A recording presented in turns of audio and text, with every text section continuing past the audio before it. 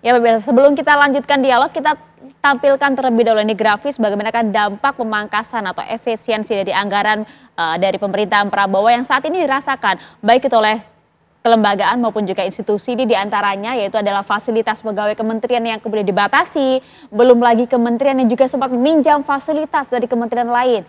Sejumlah fasilitas kerja di kantor seperti listrik, pendingin ruangan, lift dan juga lainnya dikurangi penggunaannya. Belum lagi beberapa kementerian yang tak lagi memberikan jatah bahan bakar minyak atau BBM untuk para pejabatnya kini sudah dihilangkan. Ada lagi sejumlah kementerian dan lembaga yang menerapkan skema kerja di luar kantor atau work from anywhere. Ini juga diberlakukan sebagai bentuk efisiensi anggaran yang diperintahkan oleh Presiden Prabowo. Apakah kemudian dampak-dampak pemangkasan anggaran ini bisa membuat kinerja daripada ASN kita dan juga kementerian maupun institusi kita lebih maksimal lagi atau justru sebaiknya? Saya ingin minta komentar terlebih dahulu dari Mas Adin, silakan Mas. Ya, ini kesempatan bagi birokrasi kita ya. Ada kesempatan, saya tahu pasti banyak yang merasa berat dengan situasi seperti ini. Tapi ini kesempatan bagi birokrasi kita untuk menuju new normal ya. Dulu kalau kita zaman COVID ada normal baru, ada new normal. Ya ini kesempatannya. Saya justru berharap sebenarnya kira-kira seberapa istiqomah nih Presiden Prabowo menjaga kebijakan ini sampai akhir, di mana mungkin sudah tidak perlu lagi efisiensi ya gitu ya. Kalau prediksi saya mungkin 2 tahun lah ya diperlukan. Tapi kan kita perlu bersama-sama melihat seberapa tahan nih Presiden Prabowo ya nanti untuk bisa terus karena kan kalau tidak ini. salah kan kalau kita lihat ke belakang sempat pada pemerintahan Presiden Jokowi sempat ada beberapa efisiensi kan. Benar. Tapi tidak bertahan lama, mungkin cuma 6 bulan ya waktu itu efisiensi. Tidak boleh rapat di hotel kalau nggak salah, dan tidak boleh snack dan sebagainya. Kemudian snack harus diganti ubi kalau nggak salah ya. Tapi itu cuma bertahan 6 bulan gitu. Tapi saya merasa pemerintah Prabowo ini agak berbeda. Pertama mungkin dari sisi leadership juga stylenya berbeda. Yang kedua memang ada tekanan fiskal. Kalau pada saat itu tidak ada. Kalau zaman Presiden Jokowi mungkin tekanan fiskalnya itu masih bisa ditunda lah, masih bisa diabaikan lah.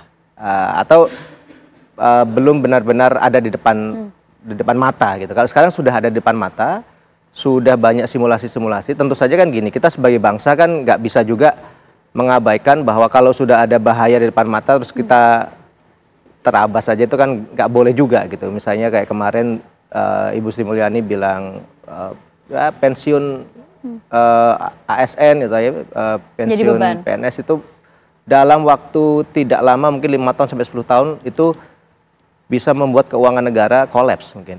Dan itu mungkin kalau kita lihat angka-angkanya mungkin benar juga gitu loh. Cukup valid gitu. Nah, kalau tidak ada antisipasi dari sekarang, ya khawatirnya nanti akan membebani di masa depan. Itu dia prediksi Anda, efisiensi ini hanya akan berlangsung sekitar 2 tahun saja. Oke, bagaimana dengan Prof. Joherman? Anda melihat akankah kemudian beberapa bentuk efisiensi ini termasuk juga para ASN yang bekerja dari mana saja atau WFA ini juga akan bertahan berapa lama kira-kira menurut Anda, Prof? Ya, kalau dalam praktek sih ya memang kadang-kadang kebijakan efisiensi penghematan itu hangat-hangat tai ayam ya, ketika baru naik memerintah kemudian langsung efisiensi, tapi lambat laun efisiensi dilupakan. Nah, ini yang penting kita harus jaga. Kalau memang betul efisiensi dalam konteks yang bersifat pemborosan, itu harusnya di keep maintain sampai kapanpun ya, sampai berakhir masa jabatannya Presiden.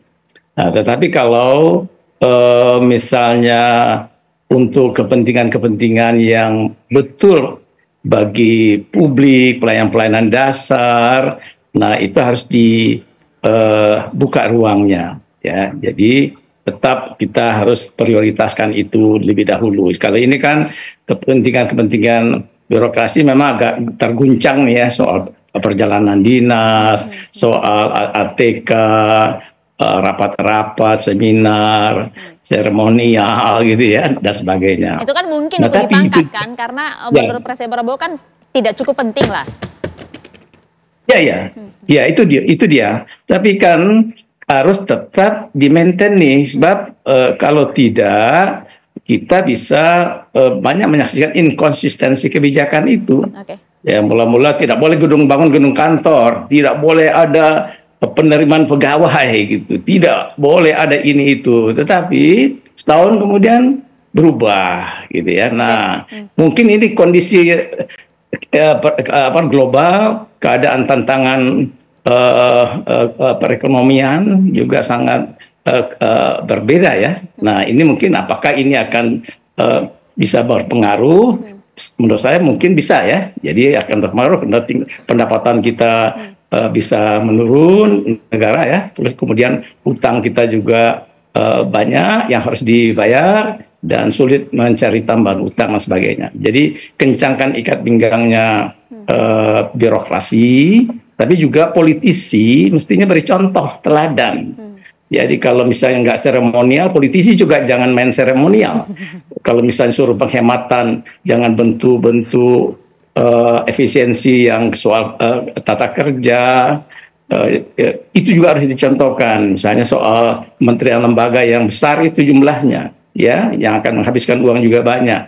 Itu mungkin juga harus menjadi pembelajaran nih, ya. Kalau efisiensi, tentu kita harus perampingan. Nah, ini adalah bagian-bagian yang mungkin harus kita sama-sama perhatikan ke depan supaya betul-betul jangan sampai efisiensi yang baik tadi untuk kepentingan pembiayaan bagi rakyat, ya, bukan untuk overhead cost-nya pemerintah, itu bisa terus dijaga dan betul-betul perginya uang itu kepada sebagian besar memang untuk membuat kesejahteraan masyarakat kita. Itu dia, tujuannya adalah kesejahteraan masyarakat dan harapannya kinerja hingga pelayanan masyarakat juga tidak terganggu dengan adanya pemangkasan atau efisiensi anggaran ini ya. Terima kasih banyak Prof. Jo Hermansyah telah bergabung bersama kami. Terima kasih Mas Andi telah memberikan tadi pandangannya untuk Apa Kabar Indonesia Malam.